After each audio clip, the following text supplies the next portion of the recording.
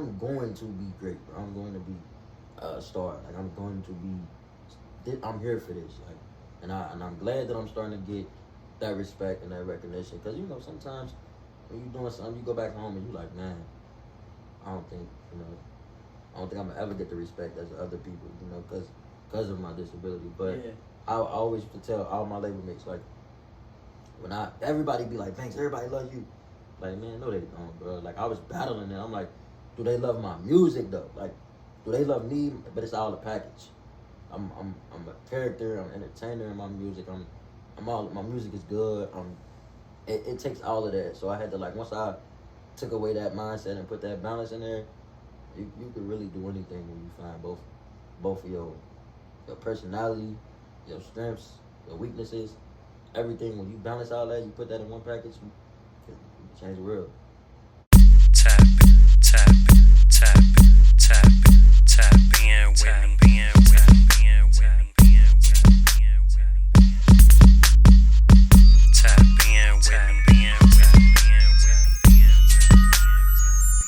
Yo, we get that mic hot, then we let that mic drop.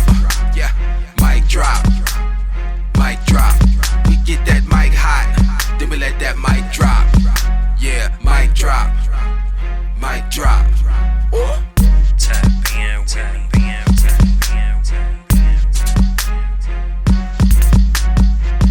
Tap in with me.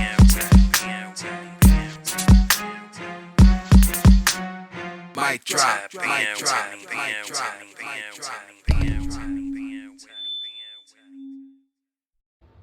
This is the Mic Drop with B. Anderson, and we are back again, season 2, with another special guest, my bro Banks. What's up, man? How you doing, man? Blessed, bro. Blessed, man. Man, you know, we gonna get into a lot of things, but you know, how about let's just start off with talking about where you just came from. You know, you just did a performance. Oh yeah. Washington Park for the kids. We did a CPS 50 years of hip hop performance down at Washington Park. Had some dope artists. Got to see Boosie Collins, myself, Kyrie, J Hill, Wave Parker, Rebel, the kids. Man, it was pretty dope. Like dope, hot but dope. Dope. Man, how do you be getting these different opportunities? Cause I done seen you all over the place lately, man. So like, are people just reaching out to you? You know, Yeah. are you, you know, just jumping on when you see flyers, jumping on yeah. opportunities? How you come about that? Well, it'll be in August. The end of August, it'll be 5 years for me starting music. So like my first couple years, I was just grinding, bro, just networking, getting outside, open mics, meeting people, you know, doing features with people, just hitting up, like going to see somebody perform, and then like you know somebody might put me on their set, or like just continue to be outside.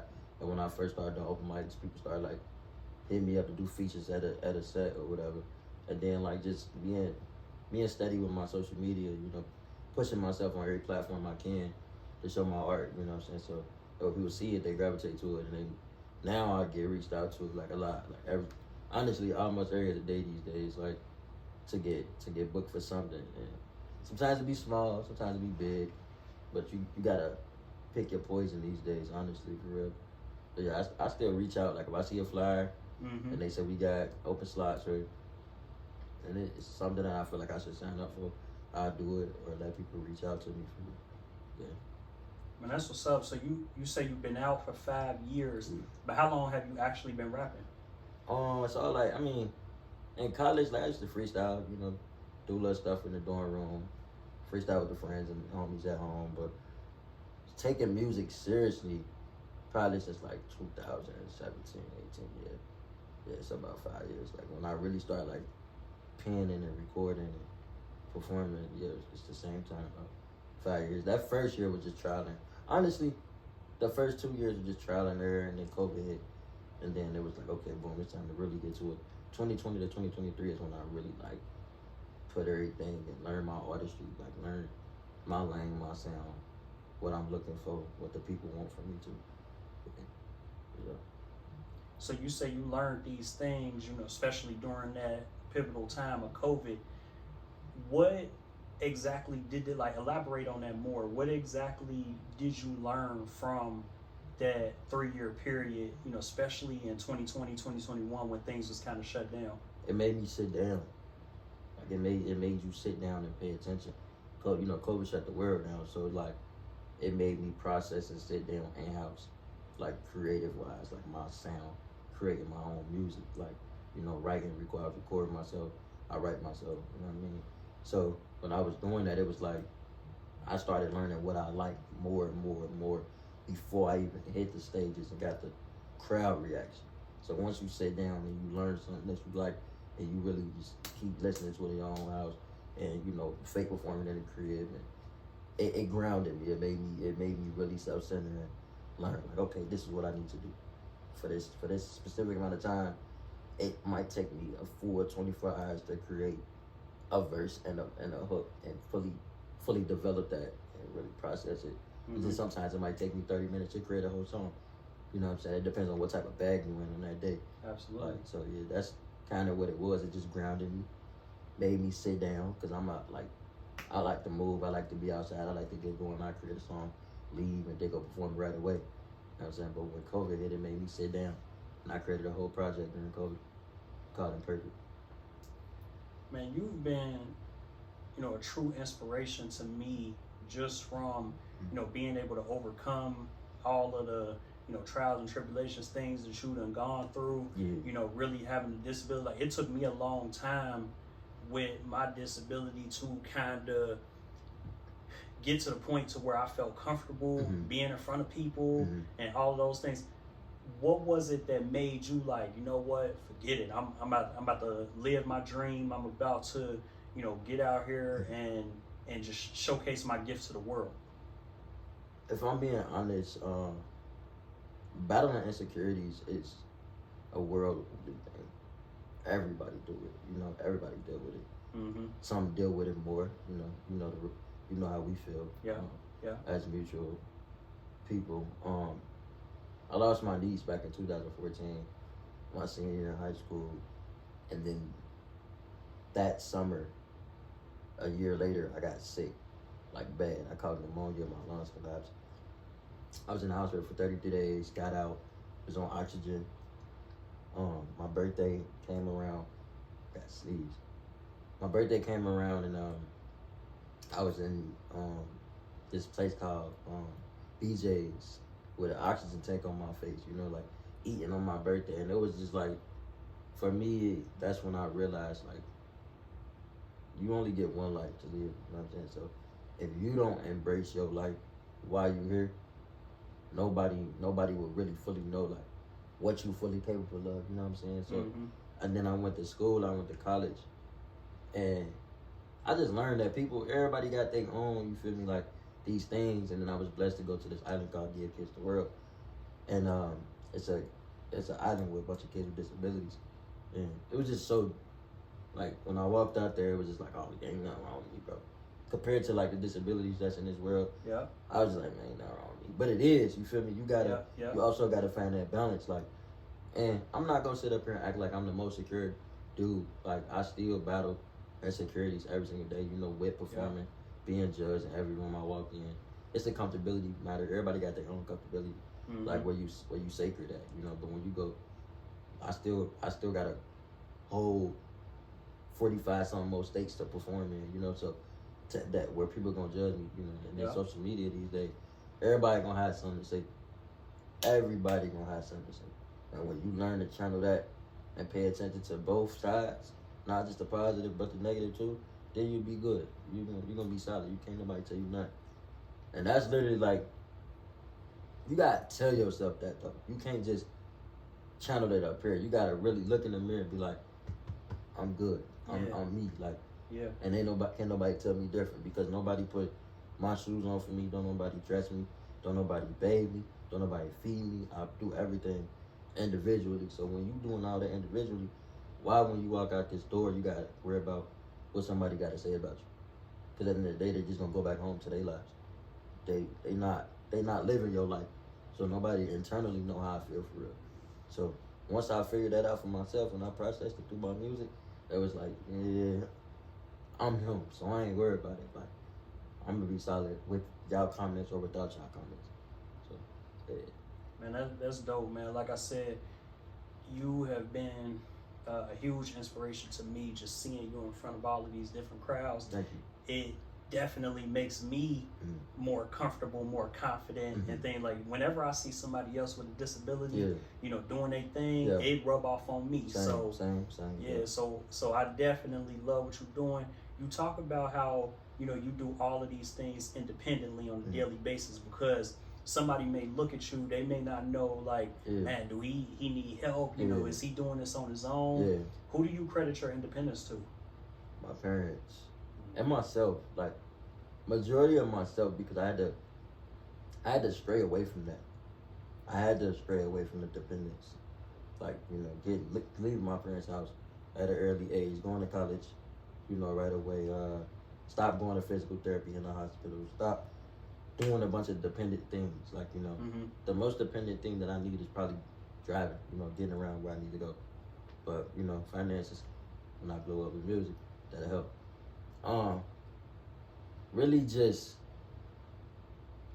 taking that level of like, bro, can't stuff. Like, if you really can't do it, you can't do it. But if you can do it, do it. Like, they expect you to live in this state of mind, like, oh, your body is this way, so there's literally, you shouldn't do nothing that the average person be able to do, which is on a daily basis, walk, run, talk, eat, listen, you know, dance, you know, like, you know the ropes. A person look at you and they see that you look different, but in reality, you ain't really no different. You know what I'm saying? So within body structure, my body structure is different than the average man, but how can I say this without trying to lower anybody's body? You know, like when they say they preach body positivity with man, woman, you know, with a obese person or a anorexic person, right, and you know they lift that stuff up, but with disabilities, it's looked at as this person is just different, and we ain't no different. We just got body, you know, the bodies is just different. No, the mind, you just have to do things different. Yeah. And it's a rare thing. It's a rare, like my disability is a rare disability. Right. So it's unique in its own way, but a lot of people don't understand it. Yeah. You know what I'm saying? If I could live through this, I feel like a lot of people can live through whatever. You know what I'm saying? Because I hurt. Yeah, I'm sore. Yeah, I'm upset. Yeah, I battled it a lot. This ain't easy on the mental. My physical disability is really mentally like affected. It's not the physical. It's really the mental that's affected. Right. Yeah.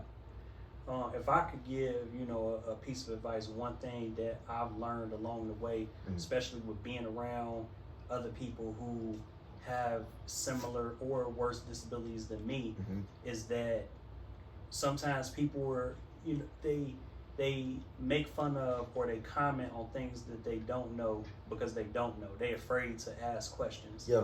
And what I've learned is when we as people who may have a particular disability, when we are more open about it, when we're more comfortable with talking about it, it makes people more comfortable to ask questions. And, you know, it makes them want to gain an understanding instead of just saying something. So, you know, saying something negative. A lot of people just uneducated. Right? Yeah. And it's I'm not gonna say it's bad parenting, but it's also not good parenting, you know, because like the parent, honestly, kids, they only gonna do what you allow them to do as a kid. You know what I'm saying? By the staring, by the judgment, by the saying certain things. And I don't want a parent to be like, don't do that, you feel me? I want them to say like, you know, explain what you know. That's it. You ain't gotta go into no further detail. You ain't gotta make up a story. You ain't gotta make me feel less than. Just say, I don't know what's wrong with him. He's human like you. His body is just a little different. You know, and the kid will understand that. They might go home and be like, man, I want to do my own research. You know what I'm saying? Right. Or next time they see you, they might ask. Kids will literally just walk up to me and say, what's wrong with your leg? And I would tell them. Adults, they'll stare, do the little side eye, walk past, you know what I'm saying, do a little weird smile. And it's like, come on, bro. Yeah. I expect more out of you. Yeah. Like, as an adult, I expect more out of you. But like you said, the more open-minded we are, because we already in a vulnerable state. So we gonna naturally be vulnerable and open-minded. Like, we ain't got no choice. Yeah. If you live with this box and this anger and this this internal, I'm mad at the world because I'm disabled, you're not gonna get nowhere with nothing. You can be sad, you know what I'm saying? You can have your moments where it's certain things where you just crying out for help a little bit or you battling things. It's the same thing with being broke. You know what I'm saying? When you ain't got a financial stable place like a rich man, of course you're gonna feel sad and upset. You know what I'm saying? So that's pretty much, bro. It's I embrace it at this point. Mm-hmm. You know what I'm saying? Once I found a way to embrace it, and it made me who I am. Man, so you had briefly spoke on your niece and things like that. Yeah.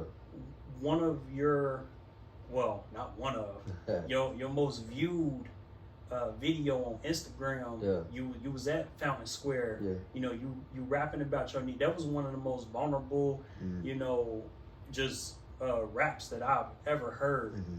What was it that fully inspired that track off of Once Upon a Child?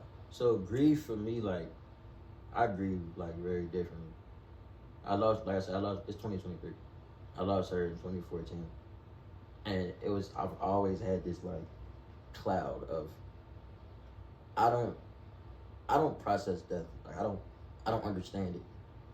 It's like, they have these things where you say you go to heaven and hell, stuff like that, and you just passed away. It just be so confusing to me.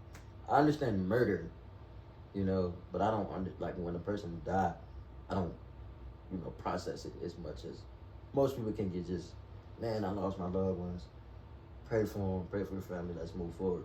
Me, I sat on it for years, like, and I didn't realize how much it impacted my, like, change and thinking, and she was 2, you know what I'm saying? So she was like my daughter. I was a senior in high school. I was living with my sister at the time. I was like, come home, see her every day, bathe her. She had cerebral palsy. Okay. So she had a disability as well. Like we shared that connection. Like bonded. Like it was just, I had like a not a bigger soft spot for her because she's not my only niece, but like I was like understanding and nurturing how I knew I needed it as a kid. So when I got that phone call, I just blacked out, and I feel like I was blacked out for like months, like maybe years, like until I sat down and finally grieved, wrote that down, and that's why I said in the song, like, we had, one thing in common, and we never let it show, like, like, we our disability is out loud, but we never let it affect us or show, because she was the most brightest kid I ever met. Like, when I walk in the room, she's smiling. She ain't had no pain. And that's why, like, at the funeral, a lot of people was, she's in a better place, she's no longer hurting. She wasn't hurting. She was the most brightest, happiest. If you go on my social media, you see all the pictures I got her, she's smiling. She ain't crying. She only cried when she wanted whatever you had in your hand that you was eating. Yeah. And that's typical, you know what I'm saying? So it was a moment in time where I was working on my album, and it was I was just writing these chapters, just going through the steps, in my life. And when I got to that song, it was called, the title was NTBS, Never Be the Same, and NBTS, and things would just never be the same for me from that, since 2014. And that's literally like, me spilling that and letting it be known, like, I'm tired of loving, tired of caring, living for nothing. Now they screaming at you, scaring me, tell me you're bluffing. And anything about me isn't like, I ain't got no cry for help. I ain't looking for sympathy. I ain't looking for nothing. You know what I'm saying? People would come in your life for the wrong reasons, and I'm not that type of person. You know what I'm saying? So it was a lot of me and her in that song. It was just, I wanted to speak for myself. I wanted to speak for her. I wanted to speak for people like me, people like her, and just kind of put it out on one and say, like, we are here together. She's still here. She blessing me at that show. And I told Kyrie, I was like, yo, like, it's crazy because that day I performed was June 14th. That was my oldest niece's birthday. And I rapped about my youngest niece. And it was, and then I went viral off that. It was, I don't know, it all makes sense to me, what made you pick that song to perform? Because, you know, I seen on your caption you talked about, you know, the vulnerability of that song and everything. So was it a theme down there that day, or did you just feel it, like, you know, because it was your oldest niece's birthday? On Fountain Square too, you know, it's certain, you know, language you can use. And I got music where I'm just talking a bunch of mess, and then I have my spill music, but I like to balance my sets with my being me. I'm turned, I'm also angry, I'm also sad, I'm also, you know, real. Like, I want to give y'all all of me, the most vulnerable state of mind I could possibly be in on a big platform like Fountain Square. I want y'all to see in my city, this is me and this is me. Put that together, that's everything you're gonna get. Cause, you know, I posted more videos from Fountain Square. Right. But that video in particular was the one that was, you know, it was me. It was my realest, rawest moment. So I love that, you know. To me, obviously I'm a turnt type of person, so I'm thinking like, dang, why my turnt videos ain't get that much traction? But now everything is getting that much traction. So, because I think that they was able to get that understanding part of me, and don't think that this part is a facade. Because I think when people see me like turned up and talking about certain things, they don't expect that from me. They don't think I'm supposed to be that with you. You know what I'm saying? They stereotype. Yeah, I'm not supposed to go in a club and dance with a girl. I'm not supposed to, you know, live just a normal life. I'm not supposed to be able to do the average manly things. So when I was able to express that vulnerable side and still keep pushing through that, I think that's why a lot of people like starting to like see like, oh man, like he's not just this, he's real. Like this is him. Like, and I always say my Instagram name is I'm Just Banks. I'm literally just me. A lot of people come up to you, how do you do all this? How do you feel all this way? I'm like, bro, I'm just being me, man. That's literally all I can do. I ain't trying no harder. I ain't trying no different. I do feel like I gotta work 2 times harder, but that's just me in general. Like I'm Just Banks, and I'm never gonna change. Literally. And that's the thing, you know, just about having a disability is, you know, you could do anything you put your mind to. You just may have to work harder. A bit hard. You may, you know, you practice, put in as much work as possible, work longer than everybody else. You know, whatever it takes to be able to reach your goals is what matters. You know, so it's interesting because I know you were posting, you know, every single time, like, you know, a celeb or, you know, somebody big time was liking that post. What was it like, man, because few people, especially, you know, from our realm, you know, coming out of Cincinnati, don't really get to taste that kind of success. So what was that like, being able, like, especially for the first million, because you over 2 million now. So what was it like with the first million? All right, so I'm gonna start from 100K. Okay. Because I celebrated every single time. Okay. You know what I'm saying? Because there was milestones, you know what I'm saying? So for me, from going from an average of 8 to 10,000, 5 to 8 to 10,000 views on the reel in a month, to go from 100,000 in 6 days, and then 500,000 a week later. So it was like, for me, it was like, oh, whoa, wait a minute. Like, this is so real. I'm still processing it. Like, it be days where now, like, I'll be outside. Like, the other day I was walking down the block downtown OTR, and there was a group of older dudes sitting on their porch, and I'm just on my phone. I'm walking with a group of friends, and they like, yo, bro, like, we love your music. We see you go viral. And I'm just like, moments like that, I honestly, not to say I don't appreciate the Meek Mills and the Rick Ross, because that's who like my stuff, but moments like that I appreciate just as much, because it's like I'm getting recognized by not only these people, but these people as well. But to answer that question fully, I'm still processing it, bro. Like, because I'm not where I want to be yet, but I also celebrate every single milestone, because I work my butt off. Like, I grind.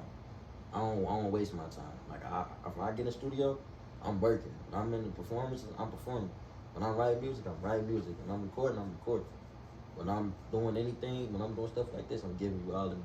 So for Meek Mill, Rick Ross, Genuine, Malik Yusuf, who am I missing? I'm missing some people, but I was gonna say, because I know you was posting them all the time. I can't even. Devontae Adams, bro, like Devontae Adams, the wide receiver for Oakland, he was That was the one that was like, hold on, like, you know, I got a bunch of NFL players, but Devontae Adams was crazy to me. It was like, nah, this ain't, you know, you expect a rapper to see it because they pay attention to a lot of music. Yeah. But a wide receiver like a star, NFL star, like I was like, oh, this is dope. Like that was super cool, to see myself. Young Jock, yeah, I forgot about Young Jock. He was actually the first one.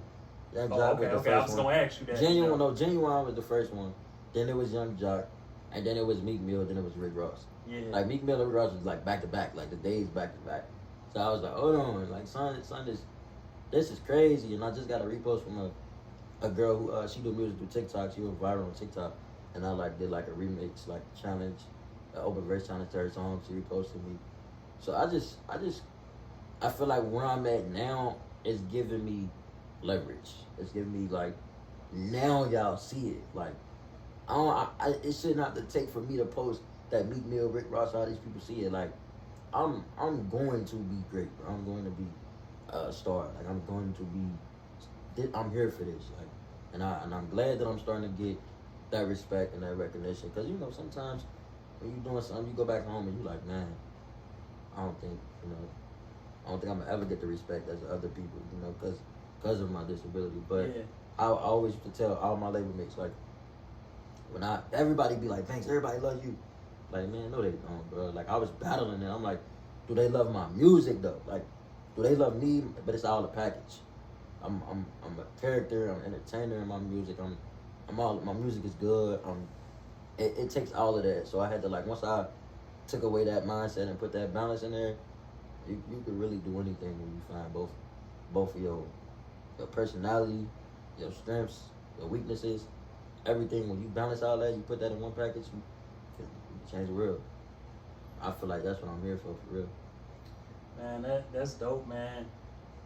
Just to, like I said, be able to do something that not many people have been able to do, and that's go viral. Mm-hmm. What advice would you give someone who is trying to get viral? I mean, because you got so many dope artists, entertainers, and doing different things in Cincinnati. What advice would you give? I would say stay consistent. Okay. Stay consistent. Know your craft. Don't try to do a lane where what other people doing. You know what I'm saying? If just stick with your pattern. When you build bricks, you ain't about to build a small one and a big one, and a big one, small one, big. You know what I'm saying? You ain't gonna rotate it. You build them bricks. You continue to build them same bricks, and every time you put a brick, it's gonna get bigger. It's gonna grow. It's gonna grow. It's gonna grow. It's gonna grow. And then once you get that, pal, you good. You know what I'm saying? So for me, I remember like I said, I always celebrate every milestone. So I remember when I first got my first 100 Instagram likes, my first shares, my first every single thing. I'm like, okay, now 8 o'clock in the morning, this people be up. Everybody get up at 8 o'clock in the morning. The first thing people do is get on their phone, posting. Boom. I go back to sleep, wake up 4 hours later. Oh, I got 100 likes, couple views. You know what I'm saying? Because it's a system. When we was in high school, you get on that bus, you on your phone. Everybody on their phone in the morning. In the morning on lunch break, they ain't on their phone. You know what I'm saying? You eating. When you come home, you probably taking a nap, probably eat dinner, probably take a shower, and then you chilling. Then you probably back on your phone. Mm-hmm. So I just pay attention to the time frames and follow my insights. Trust yourself, bro. Trust your process. You might not see results overnight, but you gonna see results within a year. You gonna always see results. You just gotta stay consistent. That's literally it. And then start. Don't be hesitant, bro. Don't be half in, half out. Don't just dive in. Don't dive in the deep end. But if you're gonna take that step in, take that step all the way in. You open the door, don't creep it open, bro. Walk in, walk right in, and keep going. You feel me? You gotta just believe in yourself. That's literally it. Believe in yourself.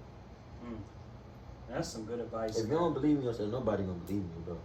That's just life.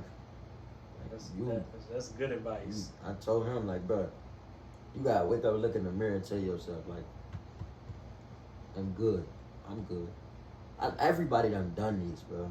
Everybody done this, whether you was drunk, you know what I'm saying, sick, sad. Every kid, every teenager, every adult done had a looking in the mirror moment where you I'm gonna be good. And when you realize that, you hear it, talking out loud, you tell yourself that, but you're gonna be great. You're gonna be great. I'm telling you, you're gonna be great. And we talked about you performing at different places. Mhm. You was recently at Paul Brown Stadium, man. Mhm. That's crazy, That was man. dope. That was a dope experience. What was that like, man? Because you was able to perform with, you know, some of the best artists in Cincinnati. Yeah. You know, so what was that experience like for you? It was super dope because it's like you said, the work with DB, Kyrie, TJG, Siri, Monty, New Blanco, Monty, Moore, like, and Alec, like just to be in that area where cause like I can honestly say that Cincinnati artists right now, we all been like grinding together. Like Mhm. it ain't been no like I'm over here, you over there. It's been like if we see each other, bro, what we doing? You know what I'm saying? Let's lock in. yeah. So within that's 5 artists, we all knew like we not about to come in here and play around. We all about to come in here and do what we need to do. And that was that. Every single person grabbed the mic, put in work. Shout out to Siri for selecting the lineup. And just being in that environment, you know, when you in an environment where everybody is working and, you know, you grinded and they grinded, it's inspiring, you know, they push you, it's like a sparring match. Like Yeah. we ain't trying to beat each other up, but we trying to like push each other to the limits, you know what I'm saying? And get to that next level. And then be in the same building as Jill Scott, Jodeci, Yeah. Snoop Dogg. Yeah. You know what I mean? I feel like this is what I'm made to do. I'm supposed to be in this building. Yeah. You know what I'm saying? That feeling that when I woke up that morning when I had to go there, I'm like, oh yeah, it's gonna be a day. And that's probably one of my favorite weekends this year. Like my body was sore, but like, man, that was a great experience, bro. See all them people in that stage is for something that I'm trying to do, it's inspiring, bro. It's like I know I'm gonna be on that stage one day, looking at all these people. That's literally the mindset I had. Yeah, man. When I saw that, I was just, you know, amazed. Mhm. Just because we all, as artists, it don't matter, you know, if you're a rapper, a singer, a poet, whatever. Yeah. Everybody aspire to be able to be comfortable enough, Mhm. confident enough Mhm. to perform in front of thousands of people. Absolutely. You know, I mean, I honestly don't understand if you're not doing your craft to try to be the best. I don't Mhm. understand why you wasting time and money doing it. So I tell people, bro, don't hit me up unless you're serious. Because I'm serious. And like you said, time is money, money is time. I'm not finna play around. That's 2 things I don't play about, my time and my money. That's a slap in the face. Who are your favorite artists right now in Cincinnati? Like as far as rappers. But I can name a lot. I was gonna Like, say, give me I'ma give you it my- don't even have to be your top, I'ma but just you know, just give me 5 off I'ma the give top of you your 5. head. All right, so I'm gonna put my whole label as 1. Because if I name them all, Yeah, that's the whole 5. So yeah. my whole label, for sure. Is so like, is it just artistry or rappers? We go with rappers. Okay, rappers. I'm gonna go New Blanco. She's so dope. My label. Brent's. Only cause like what he's doing is very, very, very different, Yeah. and he's crazy with it. Like Dale Gold, DB3. His like he's so versatile. He can flip like, man, it's crazy. Monty C. Benjamin, Okay. dude is. I'm just starting to get hip to him. He's Yeah. insane. He's insane. Lunatic on the track. Like, see, I can name the whole Turridge Benji. Like, Turridge, he's, bruh.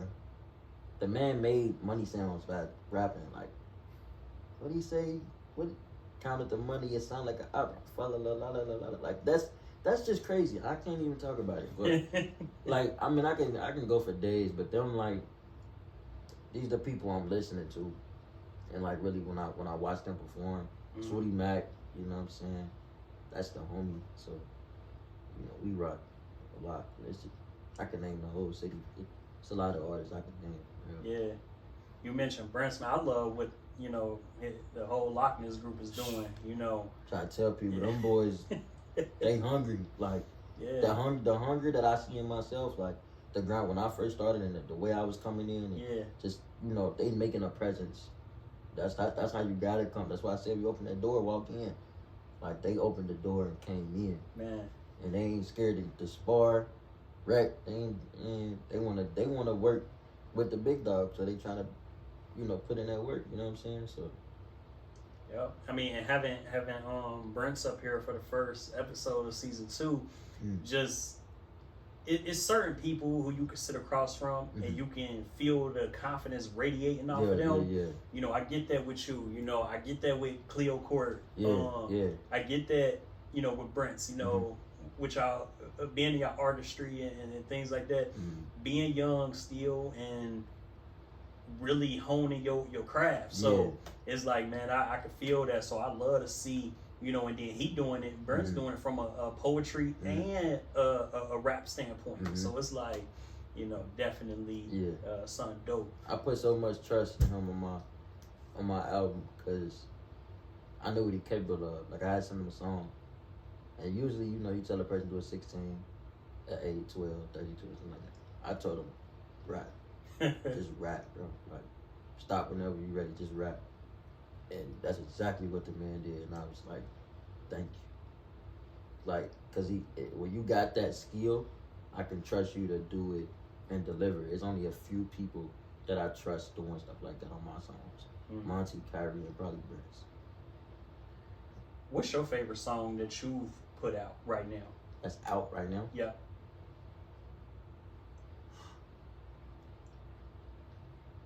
It really could depend on the day. So I'm gonna say 2. Can I say 2? Oh yeah. Crossroads and Get Buck. Okay. Cause it's like that balance of my personality. Yeah.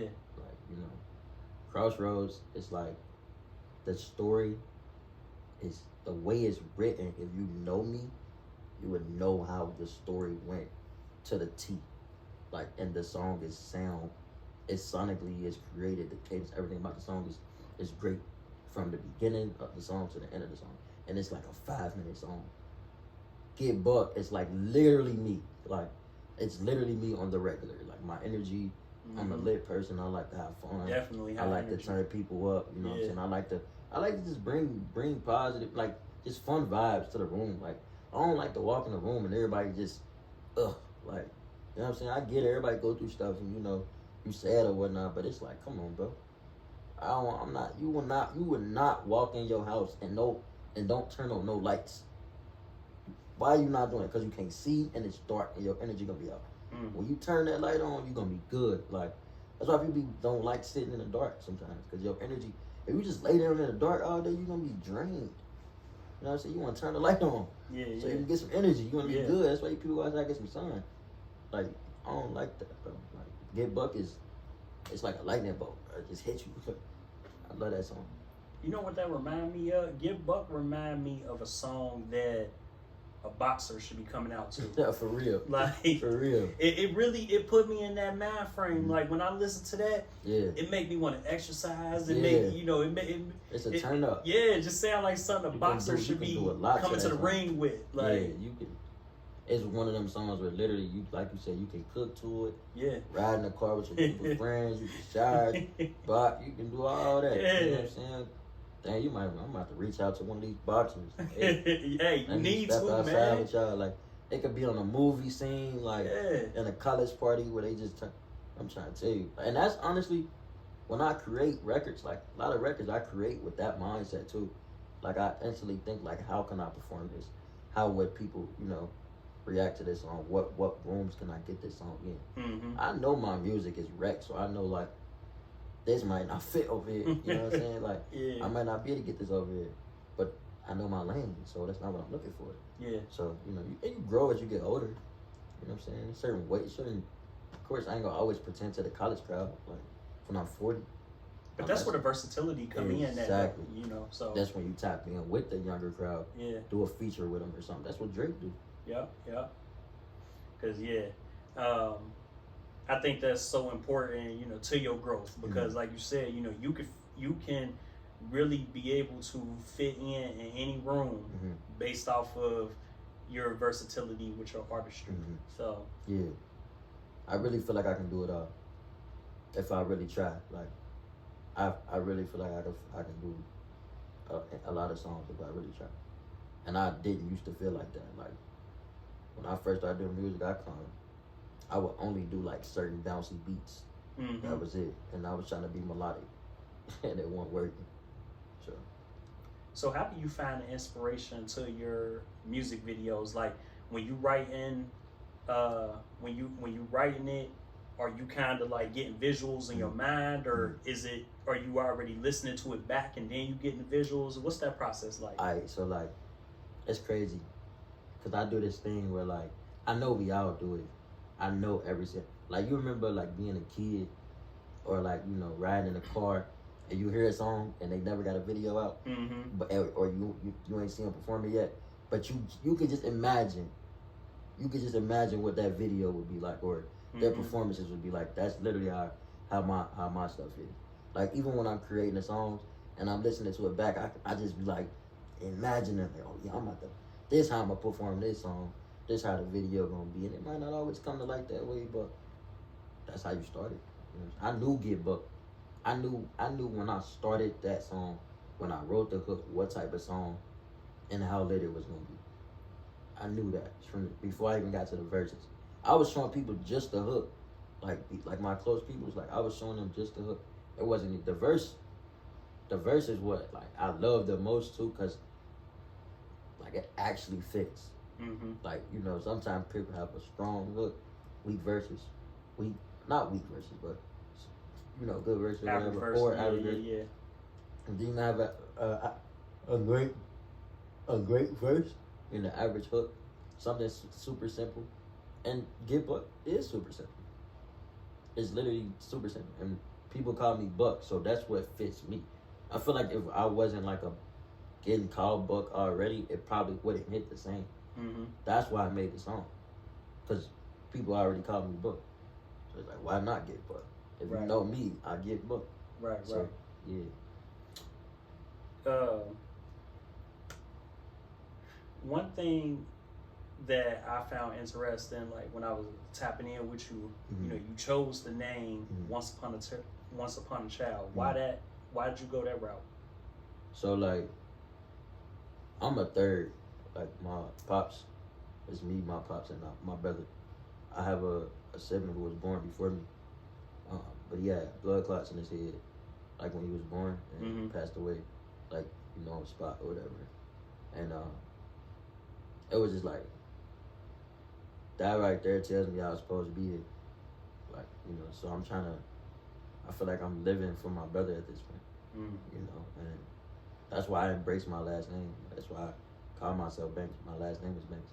It's a legacy, you know, like, and I want to carry that legacy. Like, and make it crazy lit in the most crazy lit possible way.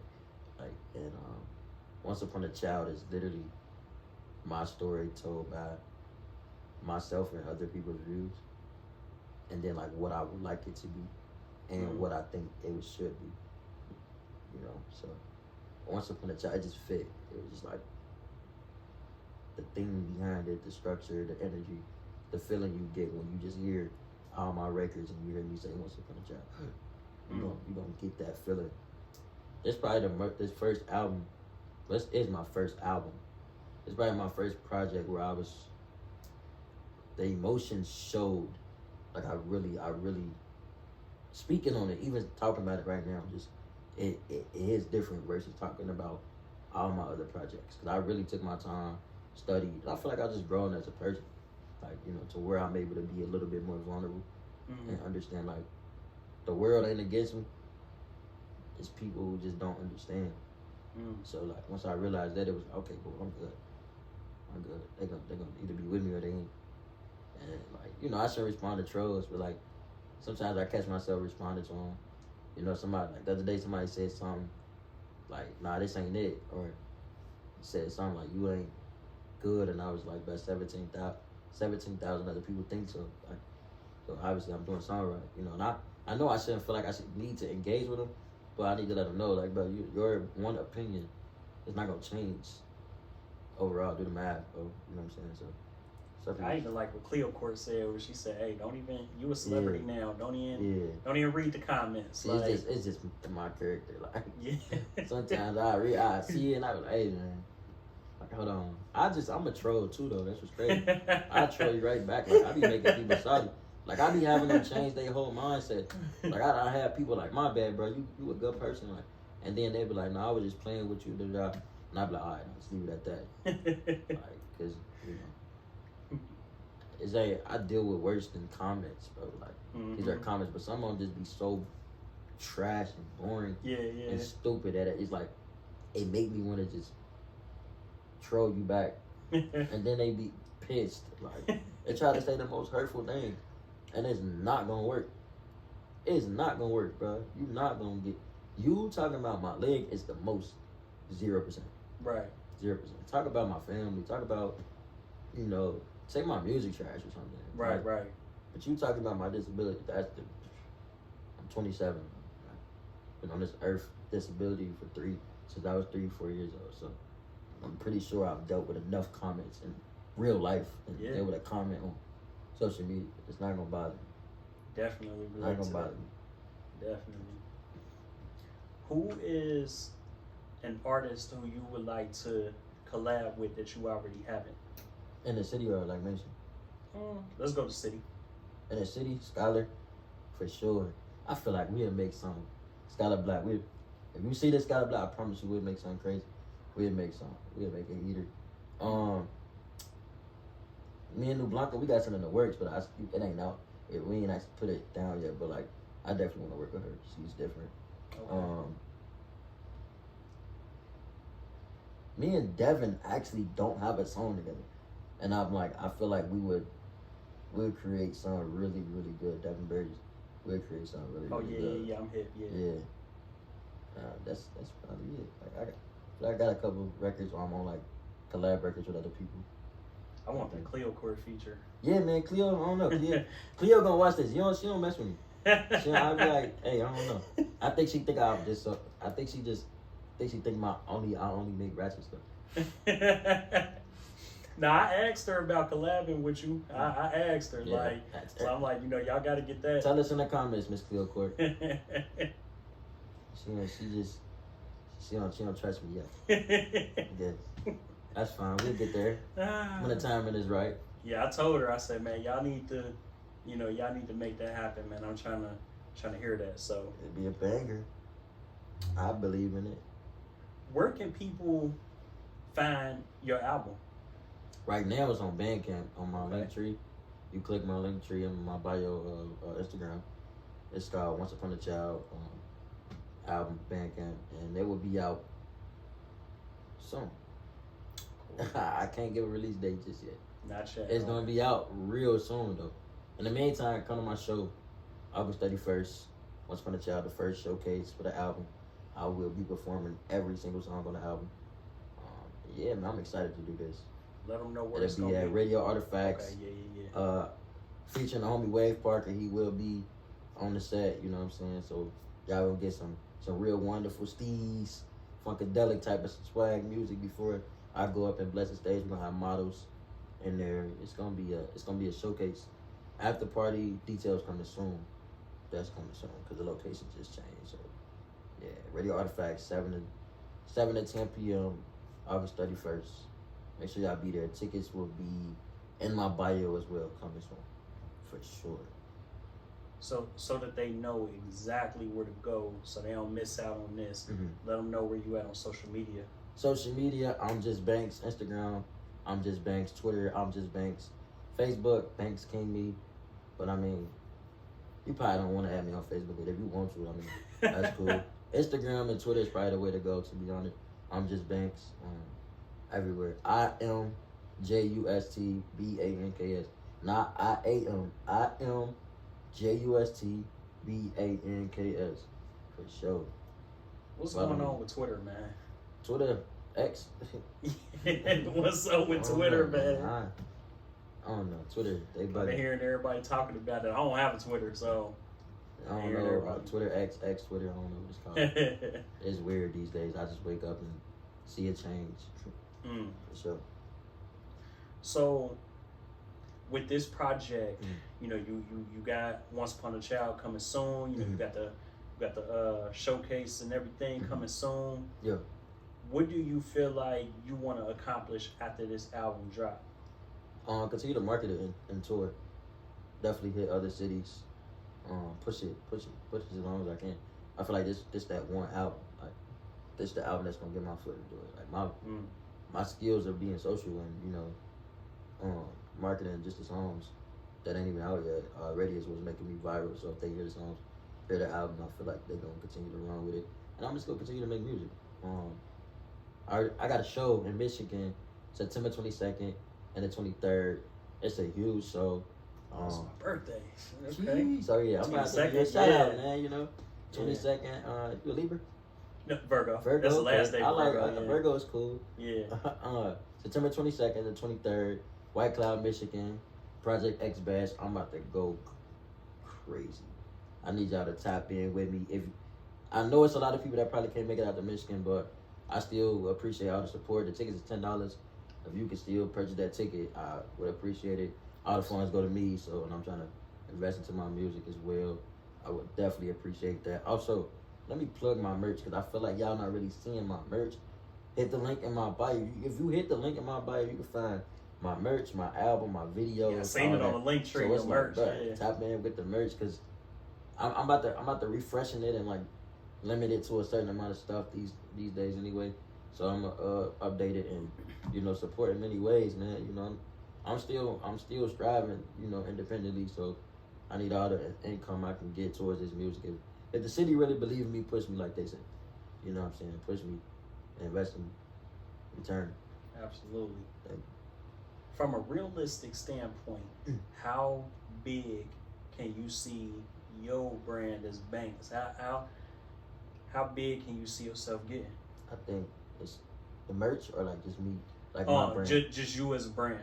Huge, humongous, like worldwide. And I say that to say I'm black, I'm a man, and I'm disabled. Them three things right there, my dad used to always tell me, like, as a black man, and you a black and you're a man, you're gonna always, have this thing where you gonna have to do something. You're gonna have to stand up for yourself. You're gonna have to stand up for a community. Having disability, we got a whole community. That's worldwide, you know what I'm saying? So I'm representing myself as all three of them. So if I can represent myself as all three of them, and a lot of people, 17,000 people already follow me in a matter of a month and a half. Mm-hmm. Imagine when I continue to push this for the next couple of years. I feel like it's just gonna speak. I'm going worldwide, man. I'm trying to go international. Like I got people from Nigeria hitting me up. It'd be dope to see, but I'm ready to see like the real results.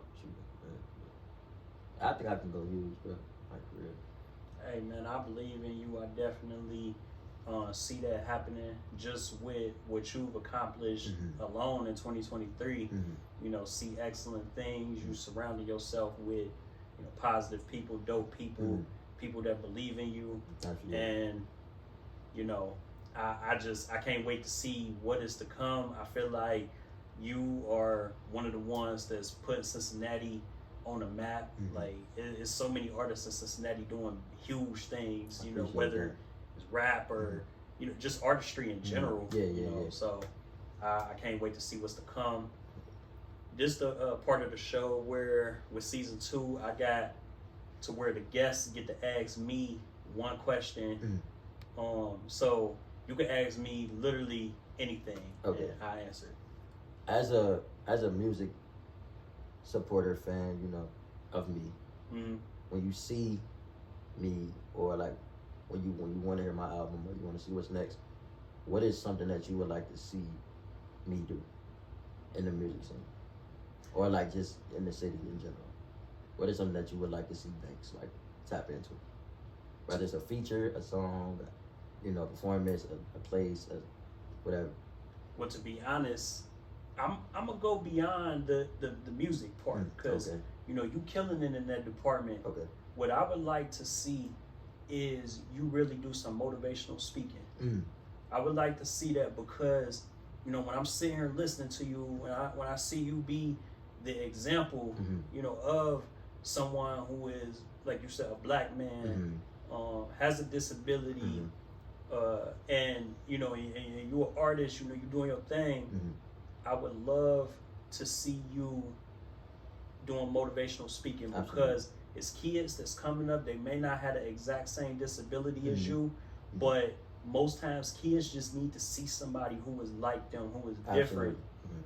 and to be able to relate to them. When you telling them, "Hey, if I could do it, you could Could do do it." it for sure. That does wonders for a kid. I know for me, Mhm. I always say, man, I wish I had somebody Mhm. who looked like me. Same. And I'm saying from, you know, my disability is visual impairment. So it's like having somebody who is hip, Mhm. like, you know, if I had somebody that was like a Will Smith or still like somebody who had a visual impairment, you know, somebody of that stature who had a visual impairment and came and told me, you know, hey man, I know exactly what you're going through. Right. I deal with the same stuff on a daily basis. And just to hear them say that and just for them to look at me and say, hey, you could do anything you put your mind to, you know, Yeah. whatever I your craft is. Definitely want to tap into that, man. Like, you know, as of right now, you know, I definitely got like some things up my sleeve within that area. I just want to make sure I'm in that right position to do that. You know, Mm-hmm. honestly, I do think that where I'm at now, I am. You know, because I still want to give them the most honest and vulnerable opinion and state of mind. Mm-hmm. So I don't want to get to a point where I'm just all happy, and then I'm telling them like, "Well, I got here, and I'm all happy." I want to be, you know, down too. Like I want to be sad and let them know the truth. You know, because we know the truth. This stuff ain't easy. Like, I don't want them to think that it's all like you gonna be alright. You gonna be alright. No, bro. Like you gonna go through wars. You literally gonna go through wars. And once I realized I was gonna go through wars, I just had to prepare myself for the wars. Like you said, you wish you had somebody to let you know that it's gonna be alright though. You know what I'm saying? So like, I'm definitely would love to do that. Like, I'm gonna tap in for sure. I want to go to schools, colleges, all that. Like, And I can see you doing that. And I say, it's nothing wrong with showing that side. You know, when you go there, showing that side of, hey, I'm happy. You know, I'm doing these things because they do need to see For sure. that it's a bright side. absolutely. It's a But bright also, they need to know, hey, I got my bad days. I hurt. side. Yeah. I go through these things. I dealt with, you know, just trying to be vulnerable. I dealt with being discouraged and all those things. I was ready to give up. As long as they hearing both sides of it, Mhm. I think that, you know, you will have the words when you get up there. Oh yeah, it's easy. I really, you know, because the easiest thing is to talk about yourself. It's truthful You too. know, Like when it's truthful, it just feel like you feel me. You just telling my life. Like, you know. Absolutely. Yeah, I appreciate that for sure. Hey man, well, you know, I'm definitely glad that we was finally able to get you on, especially because, you know, like I said, you know, you was one of the first people to, you know, stop me in public and man, we gotta, you know, that's work. we got work to do, And so, you know, it took about a year, but you know, we finally here now. Perfect timing, bro. Yeah, like, yes sir, yes all sir. in due timing for sure. Everything happened right when it's supposed to. Yeah, that's how I look at it too. Yeah. Like honestly, you the first. I was telling Kyrie when I got out the car that you the first person that I did an interview with since going viral. So like, this is my first time talking about like all of this to somebody like on the podcast and stuff like that. But like in person, people asking me questions. But actually sitting down and talking about it. It's a lot of things that I'm open, like my mind to, you know, just hearing myself speak on it. Like, so definitely appreciate you for sure. That's what's up, man. Y'all make sure y'all tap in with Banks. He got a lot of things coming. Absolutely. Make sure you go grab his album when it hit Bandcamp. You don't want to miss it. Make sure you tapped in on YouTube so you can check out the video. You know, so you know, get on his link tree. If you subscribe on there, Mhm. you know, they should send you like an email or something every single time you post something, right? Yeah. And it, another way you can subscribe is my Instagram subscription. I'm able to get that now. I think it's like $2.79 a month, and I'll be posting like only exclusive content in like a specific area that only people that subscribe will be able to see. Like if I got exclusive drops, y'all can get it early, emails, songs, videos, whatever. And it's another way to invest in me. You know, $2.79 a month. I ain't gonna say it like it's easy, but you know, the results is it'll come back to you for sure. Dope. Thank you, bro. This has been a mic drop with B. Anderson, and we are out. Yes, sir. Tap in with me.